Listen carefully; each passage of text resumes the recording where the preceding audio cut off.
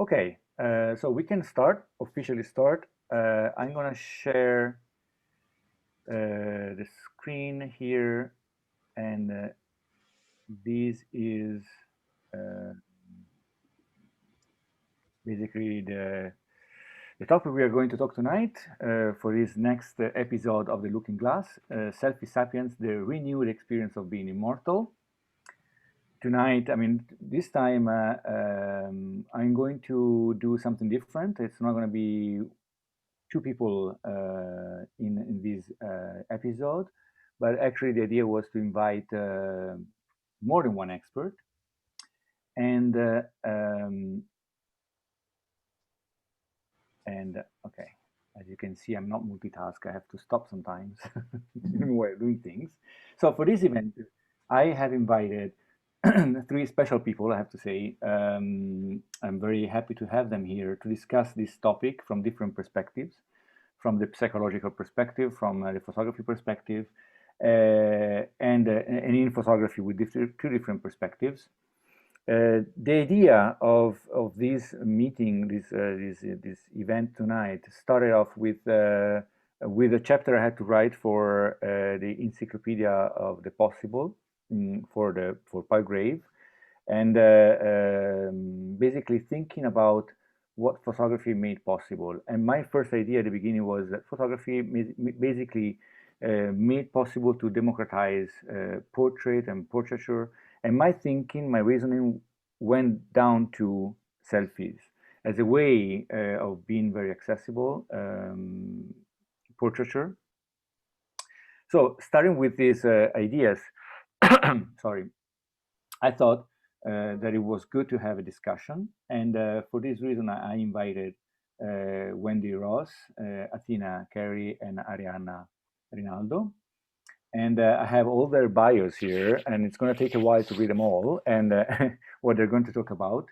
The way this meeting tonight is structured is that each of them they will have 10 minutes. That doesn't mean that Wendy don't worry about this.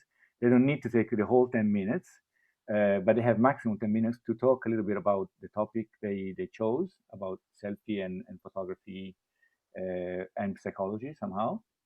And then we have a panel discussion. I have few questions thought about, but of course we are open to have other questions from the audience. So I will read the bios, and the topic in the order they're going to be presented. So we start with Wendy Ross. Wendy is a cognitive scientist based at Kingston University in London. Her main area of research is the role of serendipity in creativity. And I saw Vlad here, so when we're talking about creativity, I can't avoid to think about him. And problem solving from both an experimental and a philosophical perspective. In her recent publication, Wendy has explored mathematical and insight problem solving, collaborative creativity, and serendipity. She is also a section editor for the Palgrave Encyclopaedia of the Possible. And of course, I could not avoid to say that. For the topic, Wendy will be talking about the bidirectional relationship between our psychological status and the technology that surrounds us, and how that technology molds our sense of self. She will take us through some deep entanglements before reflecting on the positive and the negative aspects of the democratization of photography. Athena Carey is a multi-award winning fine art photographer widely recognized for her ability to capture the emotional essence of place and time within her images. She holds a BA in psychology from East Carolina University in the United States, a BA in photography from Webster University in Geneva, Switzerland, and a master's in fine art photography from the University of Creative Arts in the United Kingdom. She has experience in portrait, landscape, travel, commercial and conceptual photography. She will be teaching, I have to say, some photography courses in our BA at Webster University Geneva, starting from January. So I'm very excited about that. And for the topic, in her presentation, Athena will discuss the similarities and differences between selfies and self-portraits, and how and why she ended up making self-portraits at various points of her career. Last but not least, Arianna Rinaldo. Arianna is a freelance professional working with photography at a wide range. Since 2012, she is the artistic director of the Cortona on the Move International Photo Festival in Tuscany, Italy. Arianna is also curator of photography for FEST, a festival on contemporary photography and art in Monopoli, Italy. She is in the selection committee of the British Journal of Photography's Ones to Watch and WPP's 6x6 Global Talent Program. She is a speaker and portfolio reviewer in important photo events around the globe and a regular participant in jury panels worldwide. For the topic, Arianna will offer some examples of self-portrait works among contemporary professional photographers in line or diverting from traditional history of portrait photography and in conversation or contradiction with the dynamics of the social media selfie nowadays. I've read my 4 pages. I'm very so now you know who they are. So I would leave the floor to Wendy to start. We have this maximum 10 minutes, and I'm going to mute myself as well. And you want me to share the screen, Wendy, or you have your presentation? I'm there. I'm all there, I think. Yes. Okay, excellent. Okay. Fab. You can see the right screen. Yes, I always find it difficult. I always end up selecting the wrong screens. Yeah. It's always scary when you read what you said you were going to say in that really optimistic thing when you write something, and then you go, oh, I was going to say that. That sounds really clever. What I'm going to say may not be quite as clever as it sounded. I was really excited to be invited onto this panel. I was the editor for Francesco's chapter, and it really, really intrigued me and really made me think. A lot of my research, although I'm a cognitive psychologist, I view cognition as something which occurs in coordination with the material world around us and with the technological world around us. So when I look at innovation, I don't just look at the people that innovate, but I look at the tools and machines that innovate and how those things work together to create these cognitive moments, these spaces in time where people and things create together. And so everything that I look at is very materially engaged. And what I found really interesting when reading Francesco's chapter is that you can see this co-construction of self and technological artifacts, that the affordances and the possibilities in the new mobile phones you're carrying around with you the whole time shaped a dynamic which then went on to shape the changes in the people and their visions of themselves, which then went on to make demands on the technology in this sort of recursive relationship. So that's what I wanted to explore a little bit about how these things work. So I took a little look. Really, in our everyday life, we inhabit this world which is just these porous boundaries between the self and the technological other, and we can feel that all the time. So our memories now are becoming dissipated in the things that we have around us. So no longer do we have to remember phone numbers, we just look it up. No longer do we have to remember facts because Wikipedia's there, Google's there. There's a famous thought experiment from 1998 in which they talk about a notebook and whether a notebook can store memories, but we don't need a notebook now. None of us need that. We all have mobile phones that are with us all the time. And that dissipation of ourself into the world around us feels very salient right at the moment because we can feel it sort of disappearing out. But it's always been like that. So this is a Mycenian clay tablet, and there's some work by I hesitate to say, by Lambros Malaforis, and he looks at how the construction of the artifacts constructed the language that went around it. More recently, the role of books as well have enabled us to understand the world and have changed ourselves and our personalities. There's a reasonable amount of evidence that our levels of empathy went up as we became more involved in fictional worlds. So ourselves and our own personalities and our psychologies are not inherently embodied within us. Instead, they're distributed across things. And of course, across selfies as well. And the role of the selfies in changing the way that we think about ourselves and the way we present ourselves, and the psychological impact of that technological entanglement is what I find really fascinating and what really came out to me from Francesco's chapter.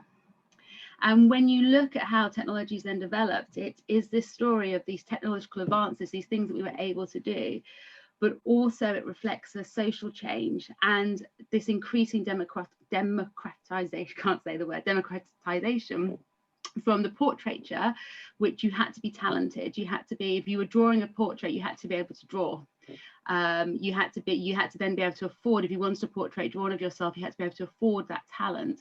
And what we did by inventing the camera, as I can see, is that that talent got moved and shifted in a different way. And so the actual talent of recreating the image was no longer what was important, because that could happen through the technology. And it happened, there's an interesting discussion of this in a paper by Bruno Latour, in which he looks at how the invention of the camera created also the class of people that would use the camera. So in order for something like the Kodak camera to be successful, there had to be people that were willing to use it, but those people couldn't exist until it existed. So the idea of your sort of hobby photographer needed the camera, and it also needed the class of the hobby photographer. And so they co-developed, and the development of that person, of you as a photographer, was in line with the technology, and it moved and shaped the technology. And the same is true with selfies, and the same is true with phones and the way that they developed. So it's actually, I didn't know I'd know so much about the iPhone cameras until relatively recently, but it was only iPhone 4 that Apple really thought the cameras would be important. So up until then, they had a 2-pixel camera. So the iPhone OG, as it's called, all the way up to iPhone 3, they had a 2-pixel camera. And the iPhone 4, they decided to upgrade the camera and also make it front-facing. This obviously enabled people to start using this front-facing camera to take the selfies, and created a selfie as a thing that you could do. And it was an accidental creation. It wasn't something that Apple intended when they did it. At the same time, the social media things were developing. So the internet connected phones with the photography enabled people to create and upload these things. And then things like Instagram built on this. So people's sense of self started to be developed alongside the technology, whether those technologies are sort of soft technologies like social media pages, whether they're harder technologies like the actual phone itself. The fact that phone was then portable, the fact that you didn't need to pay any printing costs for it, the fact you could upload it in one click, all meant that so it became easier. And so this spread out, this democratization, which I should probably learn to say if I'm going to use it in a talk. And then all our experience and our memories become mediated through this, right? All of a sudden, we no longer experience the world directly as we did. Instead, it becomes mediated. Instead, people start creating stories because they want to be able to put the stories onto social media, or people start posing for pictures, and we're no longer quite too sure what's a real memory and what's a social media generated memory. We're no longer too sure with the selfie. When we talk about the selfie and the honesty of the selfie, we're also not too sure to what extent it is honest, to what extent it isn't honest. And in fact, we're developing a projection of ourselves which has been twisted and distorted by the technology around us.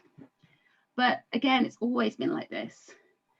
When people started to write books and were able to write, and writing was democratized, then that changed the way that people experience things. So people went out and experienced things in order to be able to record them and to be able to document them. We have always reached out for different things to mediate our sense of self, for different things to mediate our memories. And my feeling is that the selfies and the mobile phones are just one aspect of something which is a continual co-evolution of humans with the things around them. And we end up with the selfies. Now, the selfies are, there are definite dangers, I think, in having this mediation and this distance. But we can also embrace it because it is this democratization of form, and this ability, this spreading of yourself across technology and across things is something that we've been doing for all of our evolutionary history. So I think it makes us inherently human, even if we also feel threatened by it. And I think the threat of that also makes us inherently human. And I have nothing left to say. There you go. It was much less than 10 minutes, Francesco. Well, it's not much less. It's 8 minutes. So okay. No, thank you. I don't know if we want to. Do we want to have the questions by the end all together after the 3 presentations? Maybe we can actually raise some connections afterwards. I think it's better, right? Yeah. Okay. So, Athena, you want to? Oh, I'm next. Okay, let's see if I can actually share my screen. So I want to share that screen, I think. Let's see what happens. What I don't want is to you have to watch the whole. Okay, what are you seeing? You seeing my notes or a picture? A picture. Okay, perfect. So Francesco already did all the stuff I was going to say on this. The degrees I have, I'll just say that in my photography career, I've taught photography to people who are in primary school all the way up to retirees. And I think that for the most part, their desires are the same all the way across that spectrum. He also talked about my work experience, so we can fly through that. I will just stop here to say that for many years now, my own photography work outside of teaching and other things like that has been primarily in the travel and landscape genres. I'm not primarily a self-portrait artist. But I do have multiple self-portrait works, and I do take the odd selfie. So I'm mostly going to talk about what the difference is between a selfie and a self-portrait. They are very similar in a lot of ways, but they're also strikingly different means of visual communication. So what is a selfie? Merriam-Webster says that a selfie is an image that includes oneself, often with another person or as a part of a group, and is taken by oneself using a digital camera, especially for posting on social networks.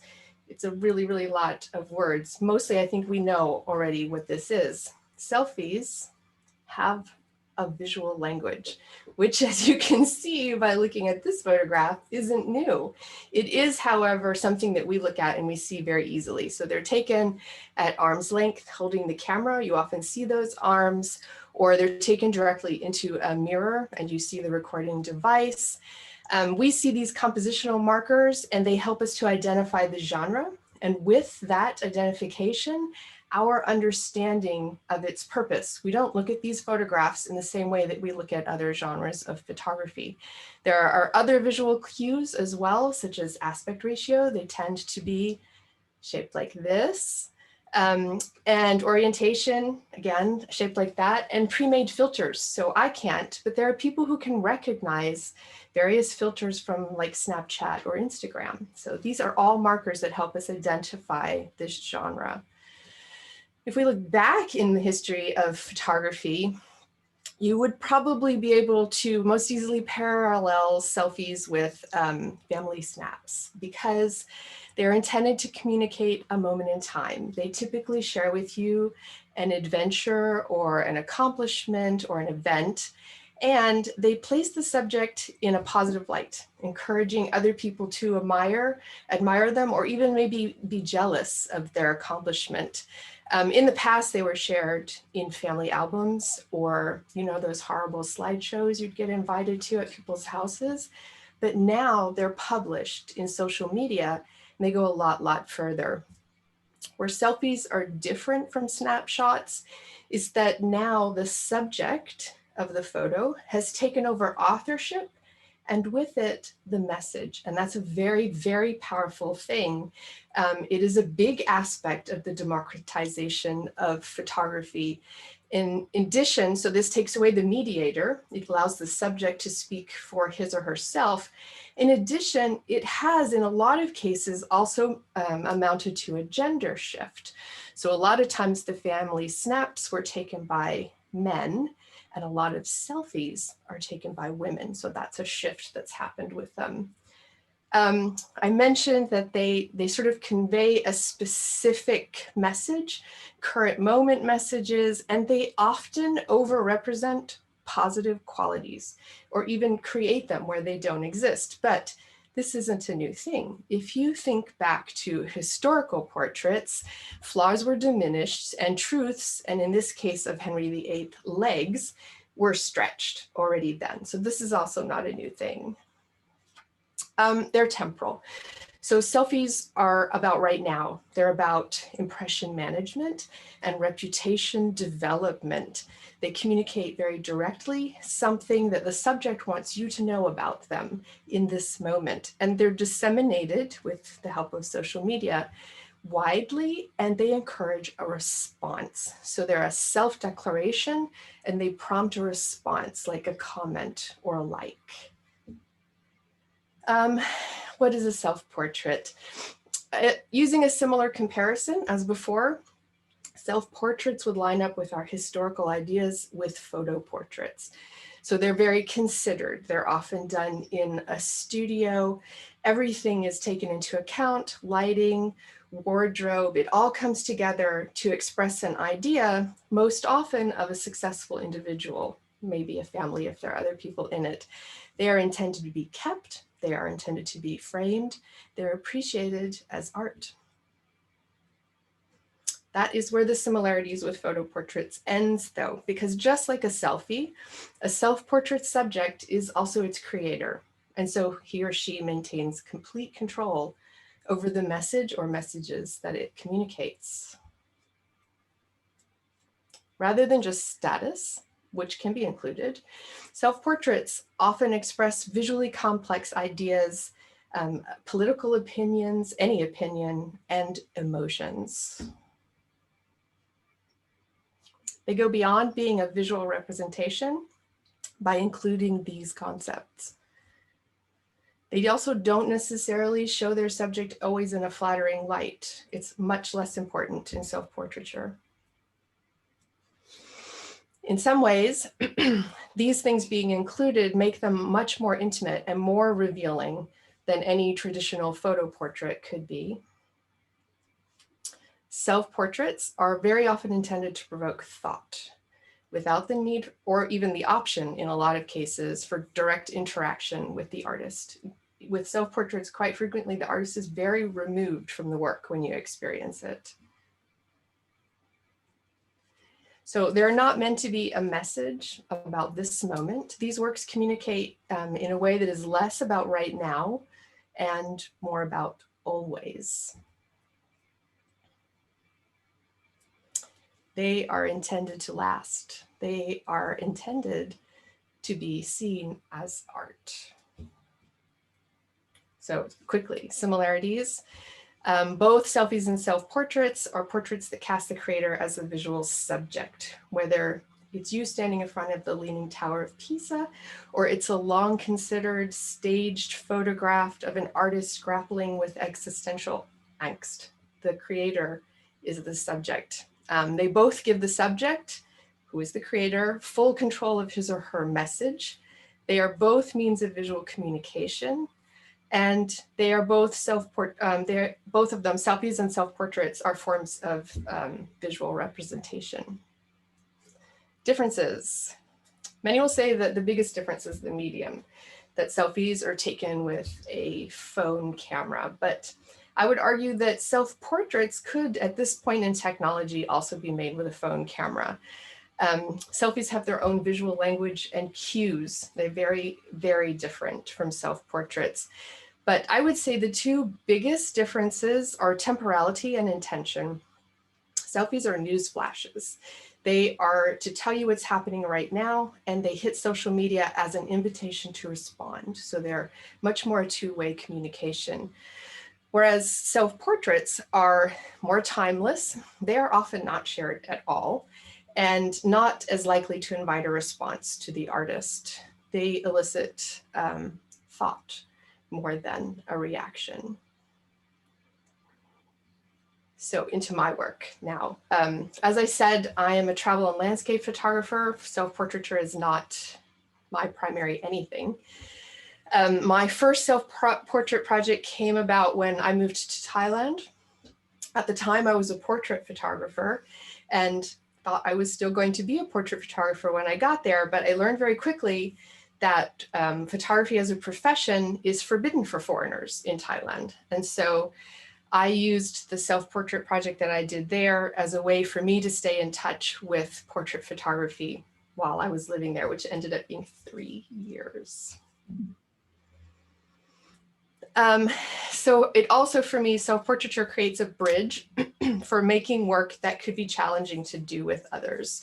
During my MFA first year, I built a huge stand in my studio with a plexiglass platform. I mean, it was standing up. It was like this tall, to create human photograms.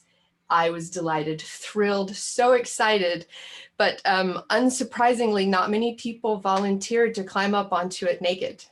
So it was easier just to use myself for this work, both for creative reasons and safety reasons, and I guess modesty reasons too.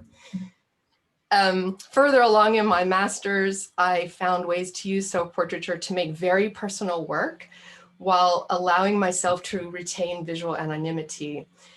For artists, I think there's a very deep emotional authenticity to using yourself as the subject for work that expresses very strong personal feelings, but sometimes including your face distracts from that message. So that was the way that I was able to do that.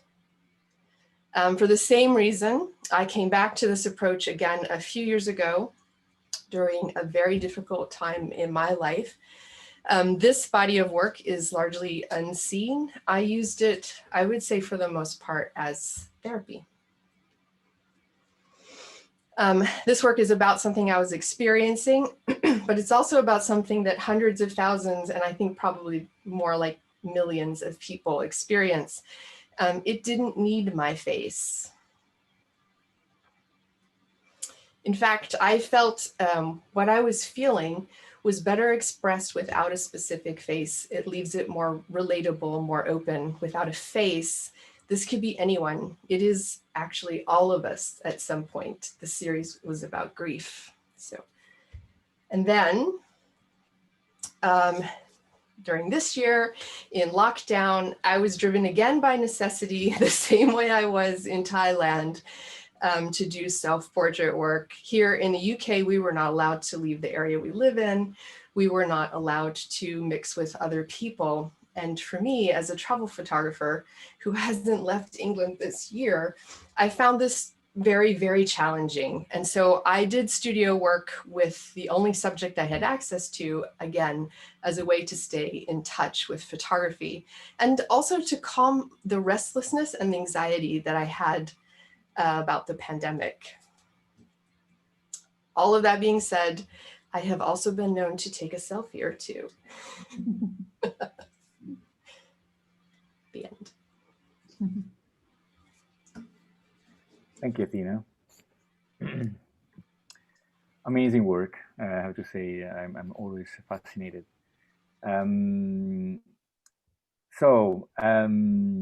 Again, for questions later. So Arianna, if you want to start, you can share your screen. Yes, thank you. And I will focus, I guess, more on the differences between what the main topic of the talk is, which is the selfie, the social media selfie, and actual self-portraiture in photography. So there is actually a lot of terminology that both Wendy and Athena use that I've noted, because these are recurring words and definitions that come up when we talk about these things. So I think we'll get back to those later. But I will go into, let's see, are you seeing my screen? Yes, and is it full? Full, okay. Yeah, full screen. All right, thank you.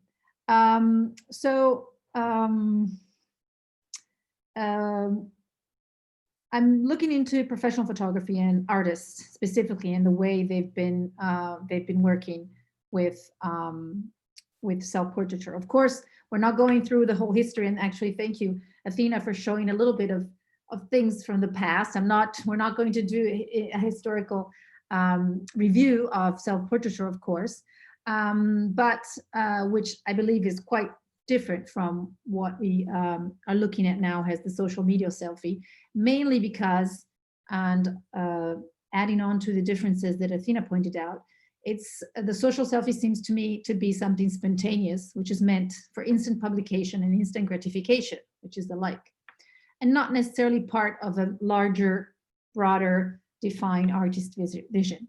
So I'm going to try to prove this by showing some work, of course. So we will look at a few samples of contemporary photographers using self-portraiture in different ways. In some cases, yes, there is a connection. There are some similarities. There is some intention some purpose that can connect to the everyday practice of self-taking. But in general, these could be, for example, some of the similarities: the desire to be seen, the need to express emotions, the intent to create a reaction, to provoke, the need for a public. You know, an image does not exist if it doesn't have an audience. And so social media has given all of us an audience, but even for photographers and professional photographers and artists, if their work is not seen, it doesn't exist, right? So that aspect of showing and of being seen is certainly something that that connects the two acts of taking a picture of oneself. The desire to be immortal, I put this question mark because this is, of course, is part of the title of the talk. So maybe this is one of the elements that can actually that coincide in the social media selfie and the more professional, let's say, method of self-portraiture. I guess this idea of being immortal for photography in general is probably the idea of creating memories. We all know how attached we are to family photos, and if we lose them, I mean, not considering necessarily the digital version we have now and when our hard disks blow up, but even just a picture of our grandparents or our parents or a friend, how we are attached to that actual image itself as if it is an object. So images in that sense do have that power of giving us, you know, a lifelong life somehow. Another possibility is the intention and the craving for exploring and understanding. And this is what I underline the most as far as the projects of self-portraiture that we'll be looking at now. The idea is to show some self-portrait work that diverts from the traditional history of portrait photography and is also in conversation or contradiction with the dynamics of social media selfies nowadays. Of course, it's a selection I made, so it's not, you know, it doesn't mean it's not exhaustive in any way. It's photographers and artists I've been working with in the past few years and whose work I know quite well, and I think it can help us create some bridges in the act of taking a portrait of oneself. So I'd like to start with Elinor Carucci, and I gave it this little title, "The Self is the Main Subject of One's Art," because Elinor, if many of you know her or don't, I invite you to take a look at her work. Her whole career's work, her whole artist's work is a depiction of herself and her family. Since she started photographing when she was 20-something to now and the future, I'm sure, that's been the main subject of her work. So I feel that her work is like a complete and honest documentation of her life and all the stages of her life. And this word honest, actually, I'd like to come back to it later when we're discussing, because Wendy also mentioned the honesty of the selfie. So what does that mean when we're representing ourselves, actually, whether it's a professional method or a more spontaneous way. Her work is transparent. It's kind of funny that I wrote spontaneously constructed self-portraits. I don't know if that works. It's a contradiction in terms, of course. All her portraits are constructed, but they're spontaneous in the sense that they reflect her actual daily life. Okay, so it's like a representation of her actual daily life. The style is documentary style, and all of her projects have become books. She's a well-known artist, Israeli artist living in New York. And so here are a few examples of some of the images, which somehow, funny enough, maybe remind us of some selfies, right? So this is one of her first pictures in 1995. She was just 24. And it's one of those aspects that taboos and things that we might not always want to show the rest of the world, right? So another difference that I see in some of these projects that we'll be looking at together is that positive quality, that intent to show ourselves at our best, which is probably the tendency in most selfies. We want to show we're happy, we're having fun, we're with our friends. Somehow in self-portraiture and in longer term self-portrait projects is not the priority. So here is her and her at the time boyfriend and now husband Again, it's a self-portrait. It's very spontaneous. It almost seems like a snapshot, but we're wondering who took the snapshot. It's actually remotely done. And also the quality of it, the lighting in this case is just simple natural light. Again, a simple gesture, like it could be a couple taking a selfie, while kissing or something, and it's not. It's 2001, so I'm sure there was no smartphones at the time to do that. Her family's often, her mother, her father, her grandparents at the time, and later on herself and her children are always in the picture, and sometimes in a composition that seems kind of mistaken, like not well done, like in this case. So it really does give that sense of being a spontaneous kind of self-portrait, but it's all constructed. Constructed in the sense that there's lights and there's something holding the camera, not constructed. It's still a very spontaneous daily moment. Again, with her husband. And then at some point she's pregnant. She has 2 twins. And so a whole new set of her images represent this stage of life when she's a mother. Okay, and there's a book that came out that's called Mother a few years ago. So what she shows us, I selected just a few images here, but what she shows us is the good and the bad, the joy and the pain, the uncertainties, the difficult moments, especially of this moment of a woman's life when everything is completely changing in front of her eyes. And her last book, which just came out, is Midlife. She's now 50. She's turning 50 next year. And so she's showing herself as she is, with her gray hair, her marks.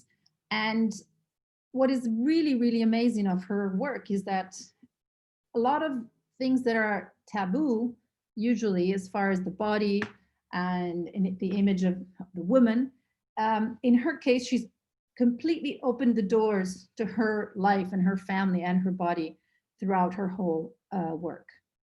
So here again is part of this midlife book. This is again her mom, her daughter, and her.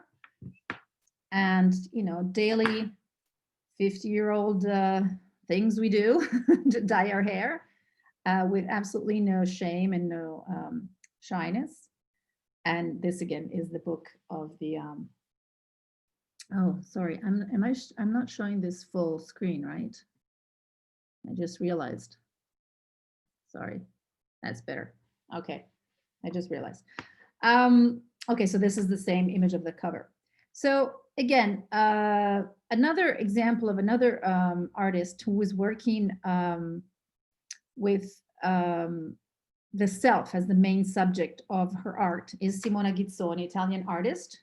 Her self-portraiture is her main alphabet, but she also does other work. She's social documentary photographer. Through her self-portraits, she reveals her inner worlds and her emotions. She just creates sets and poses and that express how she's feeling at the moment. The difference from Eleanor's, a superficial difference, of course, there's many others in their way of working, but is that her images are not documentary style. They're much more poetic, sometimes surreal, very beautiful. And self-portraiture is very much part of her artistic practice, and she also runs a lot of workshops on self-portraiture. So, oops. Even just looking at her website, for example, self-portrait is the first item on the menu in her website, right? So it's really central in her work. And self-portrait for Simona is not always putting herself in the picture. As you can see from some of these images here, there can be animals and nature and details that represent her state of being, her emotions of that moment. So it's a really an expanded way of considering self-portraiture, which is something that is quite interesting. Again, as I said, she gives a lot of workshop, and here it's interesting that the description of the workshop that she gives is a quote from Frida Kahlo, which you can read here. Since my subjects have always been my own sensations, my mental states, and my deep reactions to life around me, I have often materialized all this with images of myself, the most honest thing I could do to express what I felt inside and outside of me. kind of funny that this type of reaction to what your emotions and your life around you provokes in you could actually be related also to the selfie in the way we take it now. Something happens, we're happy, we met someone, and the first thing we think about is to take a picture together. So there is certainly some crossovers and similarities in the way we think of the necessity to take a picture, to use ourselves, our body to show what we're doing or how we are. So again, from her website, you can see that the self-portraits menu has many different titles beneath it. So there's series of projects, of works that she's done through self-portraiture. Here's an example of one. And this, for example, it's not really a triptych. I just took a screenshot of the website and it came out. There were 3 in a row. So I was wondering if she was using the same language of Instagram, which puts images in threes and threes to create this, the way she designed her website. Maybe it's a question that I have, because it's the way we're used to looking at things now in groups of 3, somehow, even if they're square in Instagram, usually. So Simona actually uses Instagram also, but it's still very much coherent with her self-portraiture work. In this case, these images you see here were taken during the lockdown. She lived in the countryside with her husband and her son, kind of isolated from isolation, so they're double isolation. And she was kind of building a refuge, right? So she was showing how she needed to hide herself and to protect herself in this environment. And she's been sharing this regularly during the whole lockdown, but it's if you look at what she puts on Instagram and what's on her website, it's very coherent. It's the same intention, it's the same vision, it's the same style of self-portraiture. These are older images that she took. Sometimes her self-portraits are in nature, depending on the project she's working on. And sometimes, like the one on the right, they're repeats. This is the gesture that she has in various different portraits that she took of herself in different years. So like somehow changing the object or whatever she's using to cover her eyes. So it's a very coherent set of self-portrait project. Then from the self has the main subject of one's art, I went to look into photographers who reconstructed the self somehow. So Gula Besana, again, another Italian photographer, she visualizes and recreates her own fears and emotions through completely staged photography. The self is not always her, like the actual body is not always hers, but often models, but they always reveal her inner world or something related to her own fears. Mainly she works with women's issues. She's very empathetic and transforms these to a universal level. One of her first projects is called Under Pressure, where she's representing the role of the women in contemporary society and all the pressures and contradicting roles and ways of being seen that we as women undergo in our contemporary society. So marriage, love, search for happiness, work, motherhood, body issues, and all these. So again, she used in this, mostly she's using models, but she's really talking about herself. For example, this is an example, of course, of what she calls condition. I think there's 10 images: condition 1, condition 2, condition 3, etc. Oops. And this is actually her. I know that that's her. So in this case, she actually used her own self in front of a kitchen cabinet. And again, condition 10. Another subject is motherhood. And this project is called Baby Blues. So it tackles the idea of postpartum depression, for example.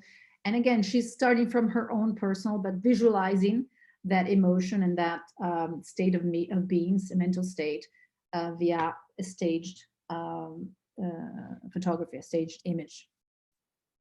This is one, Emilia's version of fun. And this Mrs. Robinson's stretching session with toys. So again, reconstructing the self, still working on that, but looking to the past.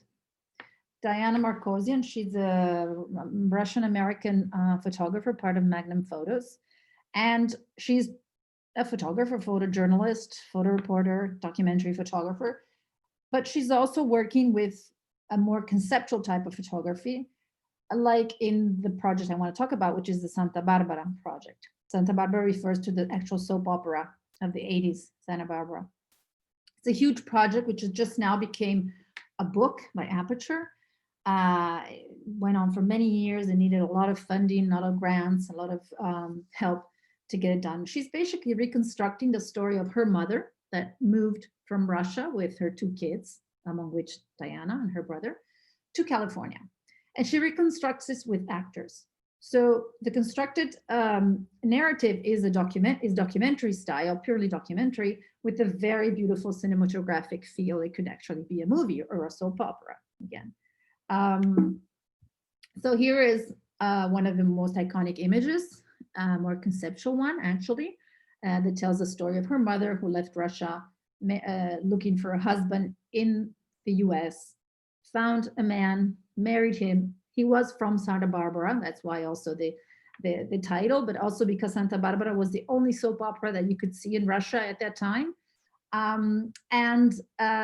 Thanks to this, her mother's desire and sacrifice, she gave somehow her children the possibility to grow up in a different country, the American dream. And Diana is the example of it now because she's a well-known photographer. So this is how the work is constructed. As you see, these are all actors. And basically this is the encounter with this man and the wedding, daily life, you know, at home. And that supposedly is Diana, the little girl there. And just snapshots of daily life, family going on a family trip, and many, many others. It's a wonderful project. I really, really invite you to look at it, how to reconstruct one's own life, in this case, her mother's life, or her life through her mother's eyes and her mother's choices. This is a book that just came out. And the last Reconstructing the Self, and this is the last example artist that I wanted to show you, is the future, looking at the future, which is something that with the selfie, it's not easy to do. We're actually in the present, as Athena was saying, it's now, we're showing ourselves now. With this project, Philip Toledano is basically projecting his futures, his possible futures in images. So Phil is a versatile photographer with an art direction background, and he does a lot of different type of works, even some little sculpture things. So, but in the personal project that he pursues, he always puts himself in there. So it's almost like a way of confronting his fears, of looking at himself. And I'm putting therapy, and Athena mentioned this as well, how self-portraiture is often also for a photographer very important method of therapy. So in the project called Maybe, he predicts his future. He looks at his possible future selves. It's a beautiful, visually engaging, but very thought-provoking project, which is very much research-based, meaning that it's not just a random conceptual ideas, but he actually went to fortune tellers, talked with health insurance brokers, did a DNA test just to imagine what his possible futures could be. And it's kind of interesting how he puts us all in front of our future mirrors. So this is one previous project. Again, when I said when he deals with personal projects, he sometimes puts himself in the picture, like this one about his father who had senile dementia. This one about becoming a father himself, when it's called The Reluctant Father, because when his daughter was born, he was like, didn't understand what this thing was and new thing in the house was, and didn't fall in love right away, but eventually ended up falling in love with the little one. But this is the project I wanted to talk to you about, which is called Maybe. Again, he uses professional makeup and cinema artists to create. This is the fat Phil. This is sick Phil. This is drunk Phil. lonely Phil, frustrated Phil, and old rock star Phil. And there's many others. But again, each and every one was very well researched and defined and storyboarded to get the perfect image. So the difference for me with a selfie, the main difference is the purpose and the intention, of course, of the idea of portraying oneself. And whatever that purpose or that intention may be, it is part of a longer term vision in the artist's work, a chapter in his or her photographic production, a coherent statement of intentions with multi-layered meanings. And this is the main difference, I think, it has with the social media selfie. I think that's it for me. Thank you. Thank you. Thank you. I can even hear the sound of the clothes. Now we can open the floor for questions. I have some of them, but I want to see if you have questions from the audience first, and then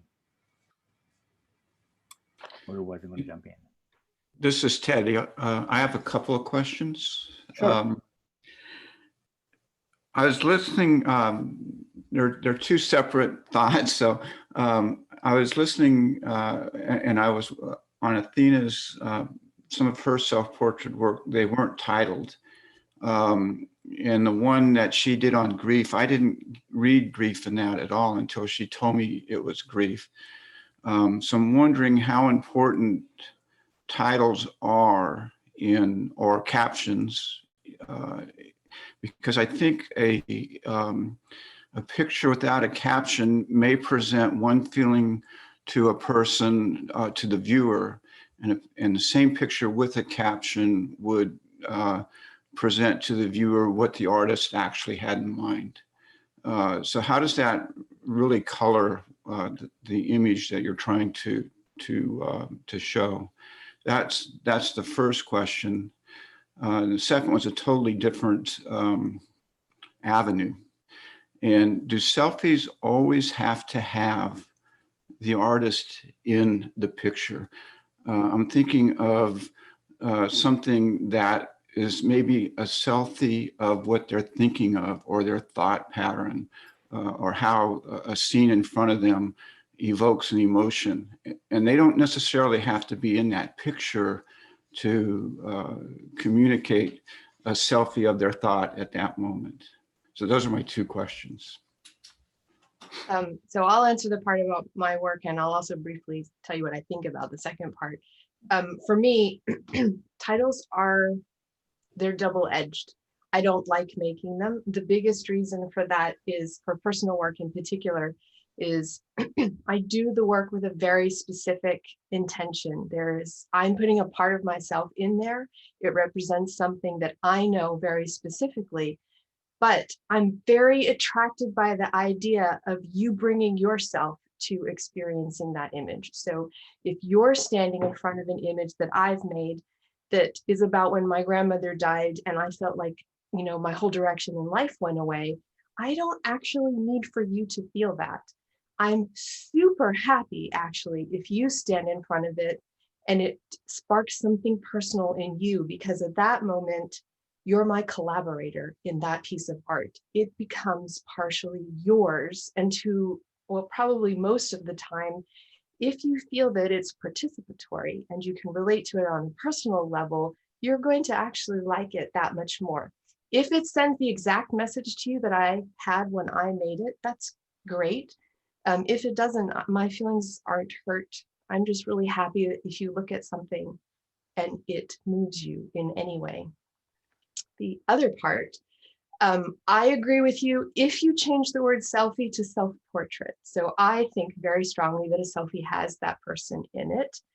I don't think that the creator himself or herself is necessary to be in a self-portrait. In fact, I think you could probably take a really, maybe not interesting, but very appropriate portrait of me just by photographing my studio.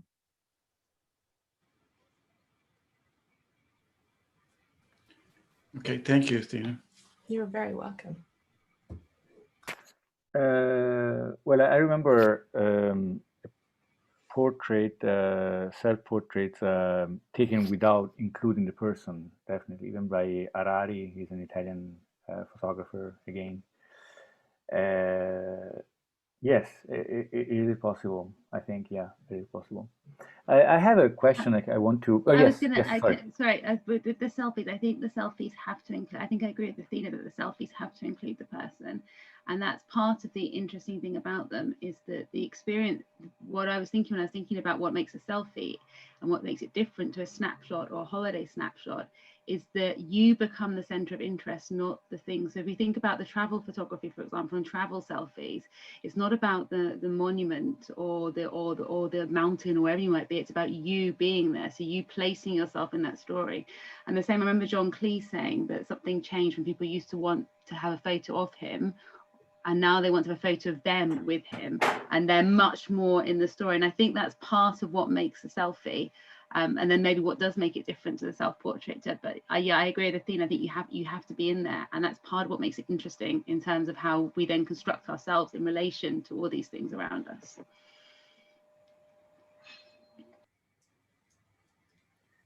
Sorry, I had an interference here. My son just came in. It's like, you know. Well, I have one reflection and one question I want to actually open to anyone who wants to intervene. One thing at the beginning, and I agree with that, she said that an image doesn't exist if there is no audience. So even when we are taking a self-portrait, I guess that image doesn't exist if there's no audience. Or maybe in that case, it's not completely the case. And if that's the case, that it doesn't exist if there's no audience, so let's say the purpose is to create it because it needs to be seen, is there a difference between a selfie? Because when we are taking a selfie, we want to make it basically for the shop window where this is going to be shown, social media, and a self-portrait. Do you understand the question, or?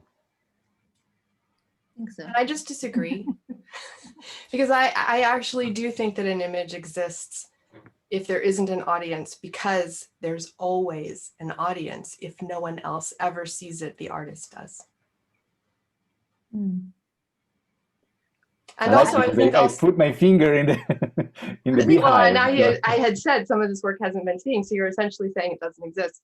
I think also it's not always the reason to create an image is for it to be seen by others. Sometimes you're creating an image as a cathartic process. It's a matter of you have things inside you, and as an artist, maybe if you're a visual artist, you don't do words very well, and your way to work through that is to make it visual. And so I'm going to just disagree with you twice. Sometimes things are not made to be seen with that intention as the first intention, and even if they're not seen, they do exist.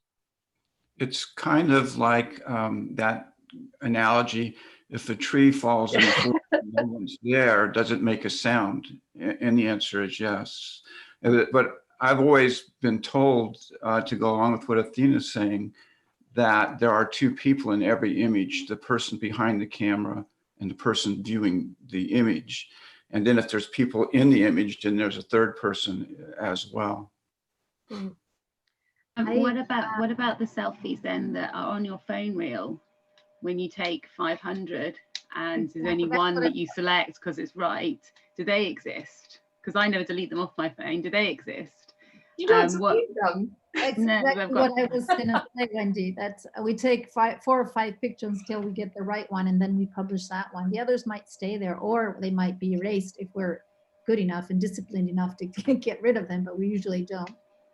And so the image that we give of ourselves and that has an audience is the one that we select and choose and decide to post, for example. Same with the photographers and artists' work. They create a project which it might not be seen for a while, meaning that it might have to build up and grow. But until it's actually seen, I'm thinking now that God, I can't remember her name. That archive that was discovered a few years ago, that German nanny that was taking pictures. What's her name? Oh God, Vivian Mayer. Thank you. Which is a lot of there's a lot of self-portraiture there as well. Mm-hmm. And it didn't exist until we actually saw. I mean, physically it existed, of course. I mean, not doing philosophizing here, but still, but has a work of art, has a work of an artist. It doesn't exist until somebody saw it, selected it, published it. And there might be more that we haven't seen yet because there's somebody that has edited it. Same as photographers that go back into their archive and pull out images that hasn't been seen before, and then suddenly they exist. That's so Athena, how do you select your pictures then? So if there is no audience, did you at some point I don't know, I know very little about the process, but I imagine you took lots and then there were some that you selected to be the ones that were the final one. Was there then an audience for them, even if that audience was only an imaginary one? Well, I mean, your comment about undeleted selfies actually made me think of that. In a way, I would say I agree. It's about the purpose in creating the image, right? So when you take 5 selfies, you have a purpose in mind. There's a way that you want to present yourself in what ultimately becomes the photo that you will choose and you will share. And so perhaps in that regard, the ones that didn't meet your objective don't exist, whether they're on your phone or not. They don't exist because they didn't meet your entire purpose for creating the endeavor. And that's perhaps the same. So if I'm doing so I did self-portrait project where I actually had to get into a giant softbox, and I couldn't obviously see the frame on the camera. And so there were a lot of ones where I didn't push my body into the fabric hard enough to make the image that I wanted. And those ones didn't get selected. And I guess in my mind, those don't exist as a finished work because they're not even for me to have as an audience because they didn't meet my objective. So maybe it's work that reaches a point of completion that exists, whether it's seen by others or not. But then Ariana, what you said also made me think, because in the case the example that you gave, during her lifetime, even if no one else saw that work, it did something that she needed, clearly, because she certainly did it prolifically. And so in her lifetime, for me, those photos existed. They fulfilled a purpose that was her intention. But the really weird question then is, did they cease to exist when she died? Mm-hmm. Mm-hmm. They got another life. Yes, it is like a reincarnation of that entire body of work. But we are not even sure that she wanted to have what's actually happening. She might have hated the idea of what we've done with the photographs. Yeah. I have another question that came up to my mind while you were discussing. Since social media is the platform where selfies they mainly end up being, do you think that the way selfies are composed, they're created, are influenced by social media, or is the other way around? They create a trend. I think Wendy talked about this in her presentation to some extent. Yeah, and I'm opening the point to everyone. Yeah, I think there's a recurse. I don't think you could say this. I don't think anything's one directional really. I think the move towards visual communication is really, really interesting, and the semiotics of these images and how much you can tell in that picture, and then the borrowing that comes in. So once a trend starts, and then people jump on that trend as well, and then they take it and they change it incrementally across social media, so that you're once taking a position of irony, but also irony that only works because you're deeply embedded in it. So you can only take that ironic position because you understand what it is that you're apparently detached from. Yes, I don't think you can say one way or the other. I think they sort of just tangle through, and that may be where people worry about it, because it's hard to know what direction, and people might think they're in control of what's going on, but actually what's going on might be in control of them, and that is that bidirectionality, and that's like loss of your sense of self. ironically, in a selfie, that can be why people get concerned about it, I think. Yes, I've seen this a lot, especially in teenagers and selfies, and how they parrot and mimic certain poses and certain attitudes that they see from celebrities or singers or whoever they follow or they're a fan about. And I think that's something that maybe is also one of these very strong differences between the selfie and the self-portrait, where in the self-portrait you're trying, as an artist, you're trying to create an original image of yourself or your emotions. So you're layering it with elements and with meaning and with stage, while the selfie is more like a mirror of something that's already out there, to belong, to be part of a bigger group that is out there on social media somehow. Well, I'm curious also to know how much selfies and the style they developed, because they kind of, in my opinion, became a genre by themselves now. How much that is influencing portrait photography, not self-portrait photography, but portrait photography. How much in magazines and in galleries, in photographers' work, in fashion, that actually is influencing. I've seen a couple of projects where the photographer is actually pretending to have a phone in front of him, but actually it's quite clear that it was not possible. And in a couple of cases, Arianna, of images you presented there, it was 2001. So clearly, as you said, it was not possible to have a smartphone. You have any comment for that? I mean, I think a lot of things influence each other. So if you think back before selfies, fashion photography influenced portrait photography. mm-hmm. And then now we have selfies, so it comes down another step. I think maybe it's skipping portrait photography a bit to where fashion is influencing selfies. But like you said, I've seen advertisements recently for like really high-end clothing where the model is, standing like she's doing a selfie. So it's really sort of a feedback loop, isn't it? So what's going to be next after the selfie? We're all going to dance. Well, we'll walk around. We're going to TikTok away. Maybe we can open the question to some of the students here, and I would like to know from them what's going to be next, in their opinion, because you are the next generation. Caitlin, Yusuf, do you have an idea?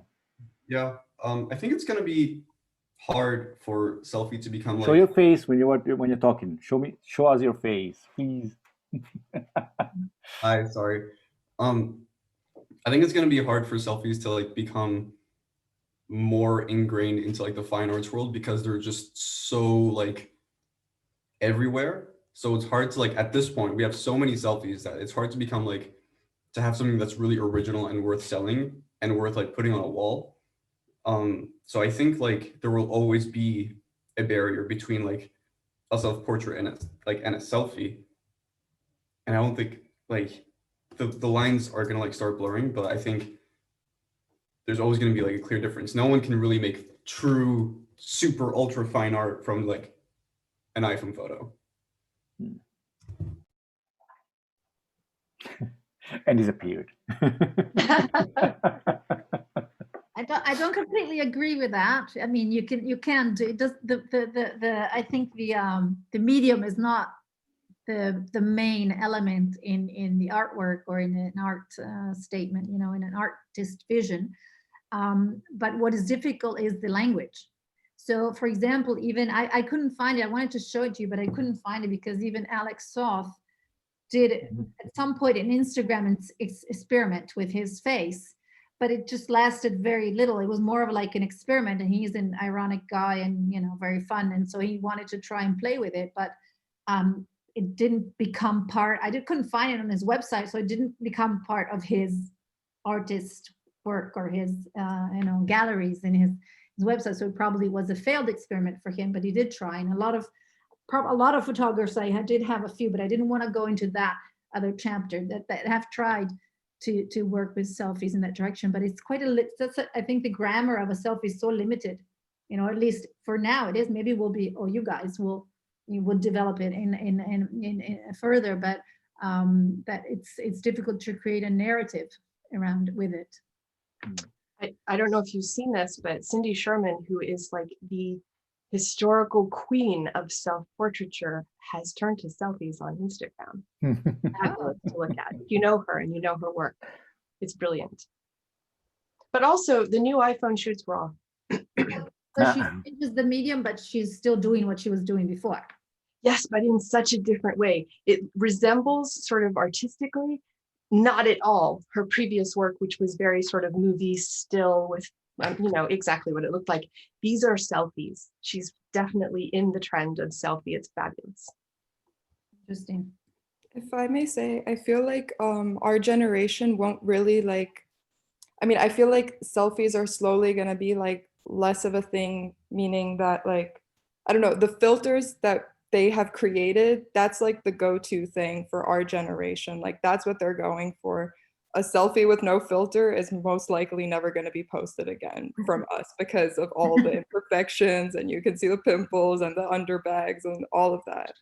So I feel like it's not going to like proceed in that direction. Like this artist is like actually appreciating the art of a selfie. We will never do that. I don't think we will ever do that from my perspective.